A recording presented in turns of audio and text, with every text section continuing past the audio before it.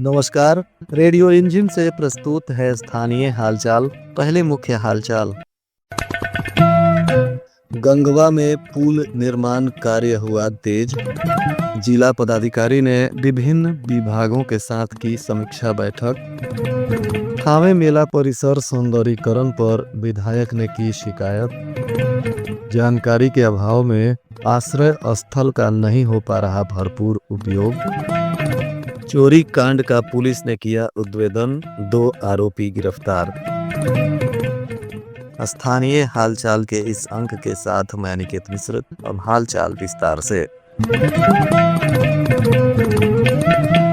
जिला पदाधिकारी ने आज विभिन्न विभागों के पदाधिकारियों के साथ समीक्षा बैठक की। इस दौरान जिलाधिकारी पवन कुमार सिन्हा की अध्यक्षता में तमाम वरिष्ठ पदाधिकारीगण, उप विकास आयुक्त भी बैठक में उपस्थित रहे। वित्तीय वर्ष 2025-26 में कुल 365 लाख रुपए का आवंटन प्राप्त हुआ है, जिसमें 353 पीड़ितों आश्रितों के बीच 363.70 लाख रुपए मुआवजा के रूप में भुगतान किया गया। हत्या के मामले में कुल 36 पीड़ितों को पेंशन भुगतान भी इसमें शामिल है। जिला पदाधिकारी ने हत्या के मामले में सरकारी नौकरी देने के 2 मामलों में भी संचिका के निष्पादन में तेजी लाने का निर्देश दिया। स्थापना, उपसमाहर्ता और जिला कल्याण पदाधिकारी को भी आवश्यक निर्देश दिए गए। इस दौरान विशेष लोक अभियोजक, अनुसूचित जाति एवं अनुसूचित जनजाति अत्याचार नियम, सरकारी अधिवक्ता व्यवहार न्यायालय को भी निर्देशित किया गया कि न्यायालय में लंबित मामलों के निष्पादन में तेजी लाएं। सभी थानाध्यक्ष को भी अनुसूचित जाति, अनुसूचित जनजाति अत्याचार निवारण अधिनियम में प्राथमिकी दर्ज करते हुए आवश्यक कार्रवाई सुनिश्चित करने का निर्देश दिया गया। नाबार्ड के सहयोग से सिधवलिया के गंगवा में पुल निर्माण का कार्य तेज गति से चल रहा है। 2026 तक इसे पूरा करने की उम्मीद है। नाबार्ड के पदाधिकारी अनुपम लाल कुसमाकर ने सिधवलिया ब्लॉक में दौरा किया और नाबार्ड द्वारा वित्त पोषित बखरौल कुर्मी टोला के तहत घोंघारी नदी पर आरसीसी पुल के निर्माण कार्य का जायजा लिया। इस दौरान ग्रामीण कार्य विभाग द्वारा सिधौलिया प्रखंड के बखरौल पंचायत अंतर्गत गगवा गांव में घोघारी नदी पर बन रहे इस पुल के निर्माण कार्य को लेकर समय से पूरा करने का निर्देश दिया गया। बताया जा रहा है कि 172.28 लाख रुपए इसके लिए स्वीकृत हैं, जबकि पुल की कुल अनुमानित लागत 239.29 लाख रुपए है।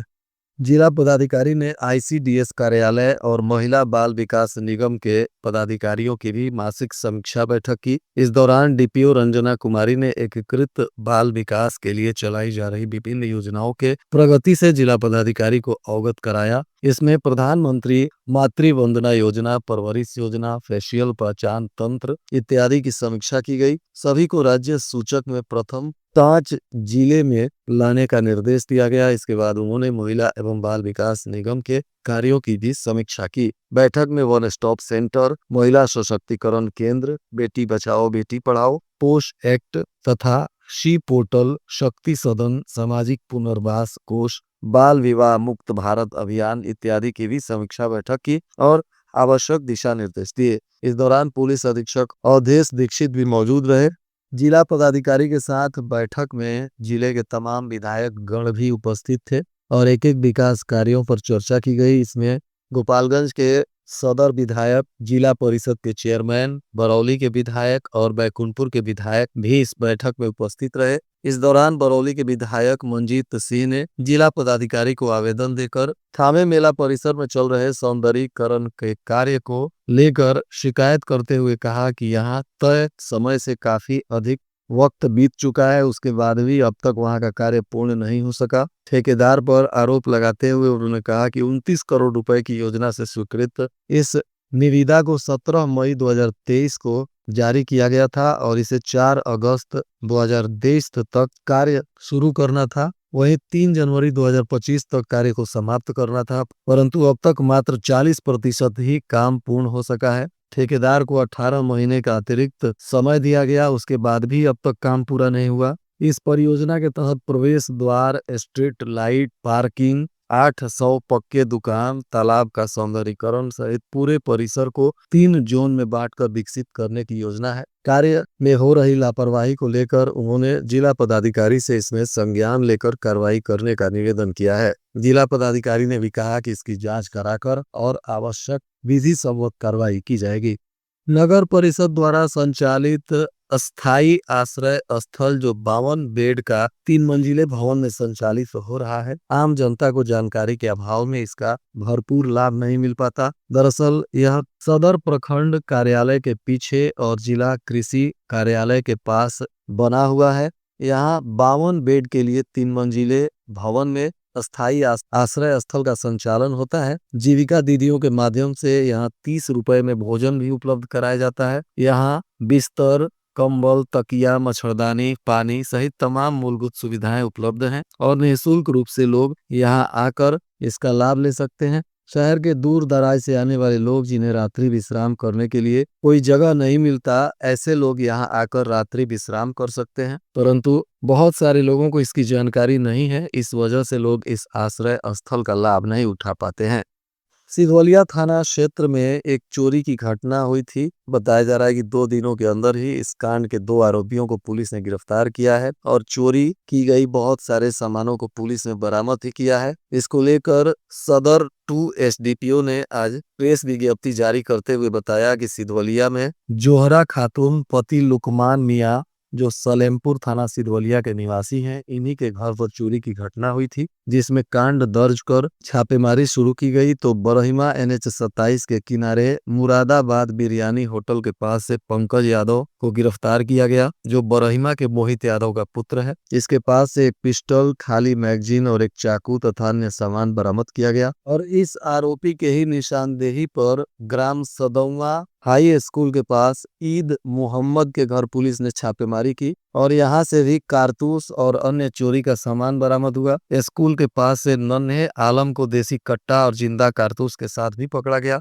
दोनों से पूछताछ के क्रम में दोनों आरोपियों ने इस चोरी की घटना में अपनी संलिप्तता को स्वीकार किया, जिसके बाद पुलिस अब अनुसंधान करते हुए इन पर आगे की कानूनी कार्रवाई कर रही है। बताया जा रहा है कि इन आरोपियों के पास से चोरी किए गए बहुत सारे गहने पुलिस ने बरामद किए हैं और अब इनके अन्य साथियों के संदर्भ में भी पूछताछ किया जा रहा है। उत्पाद विभाग की पुलिस ने 228 लीटर से अधिक देशी शराब के साथ 2 तस्करों को गिरफ्तार किया है। पकड़े गए आरोपी फुलवरिया थाना क्षेत्र के रघुनंदनपुर गांव निवासी रितेश कुमार तथा प्रदुमन कुमार बताए जा रहे हैं। उनकी मोटरसाइकिल को भी पुलिस ने जब्त कर लिया है। गिरफ्तार आरोपियों पर उत्पाद अधिनियम के तहत कानूनी कार्रवाई की जा रही है।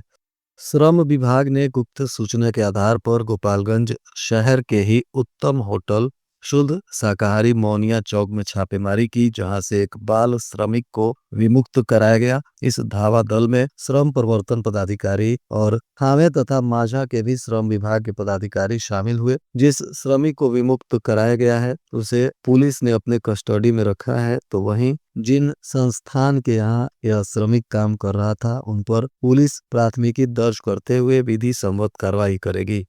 इधर थावे पुलिस को एक सूचना मिली थी कि ग्राम एकडेरवा शिव मंदिर के पास से एक व्यक्ति को चोर समझकर लोग पकड़ लिए, उसके साथ मारपीट भी की गई। सूचना के बाद डायल 112 की पुलिस मौके पर पहुंची और उस व्यक्ति को हिरासत में लेकर थाने में लाया गया। बताया जा रहा है कि पुलिस ने जिस व्यक्ति को पकड़ा है उसके नाम पता का सत्यापन किया जा रहा है। आरोपी का नाम शहाबुद्दीन अली पता चला है, जो थावे के हरदिया गांव का रहने वाला है। स्थानीय लोगों ने इस पर चोरी का आरोप लगाया है। इसको लेकर पुलिस अब अनुसंधान कर रही है।